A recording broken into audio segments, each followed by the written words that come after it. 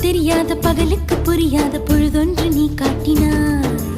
இதயத்தில் நீ இருப்பதனால் நான் தூங்கும் நேரத்தில் என்னுள்ளே தூங்காமல் நெஞ்சுக்குள் வாயாடினாய்.